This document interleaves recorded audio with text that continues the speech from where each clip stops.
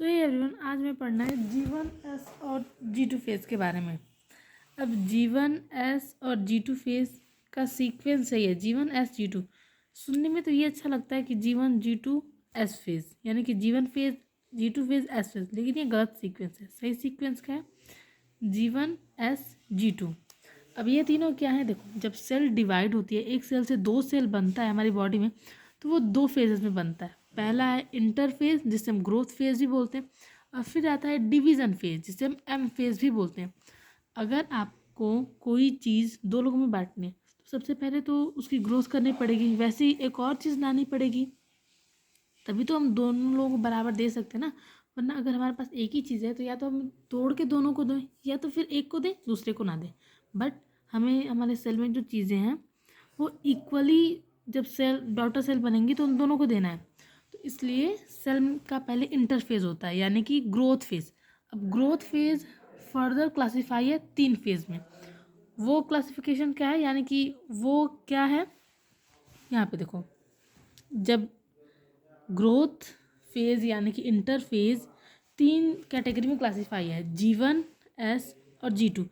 इन तीनों फेज में ग्रोथ होता है सेल के अंदर। लेकिन समझने वाली बात क्या है कि ग्रोथ क्या होता है।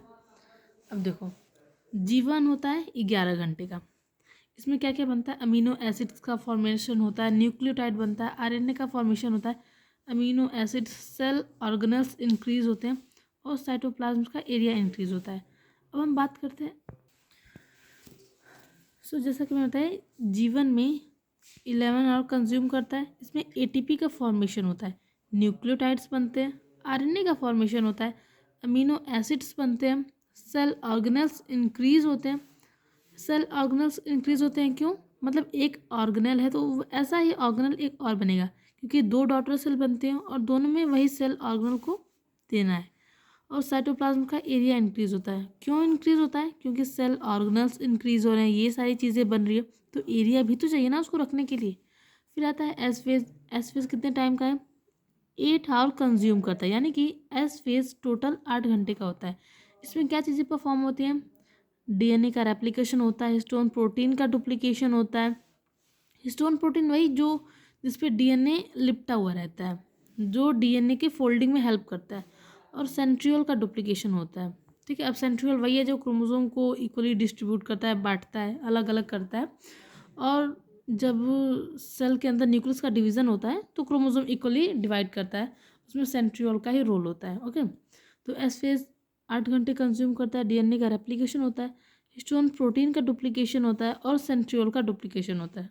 ओके, देन अब हमें पढ़ना है G2 फेज। G2 फेज कितने टाइम का होता है? ये 4 घंटे का होता है, और इसमें आरएनए फॉर्म होता है, एटीपी का फॉर्मेशन होता है, ट्यूबुलिन प्रोटीन का फॉर्मेशन होता है, और इसमें एंजाइम्स फॉर्म होते हैं। ओके,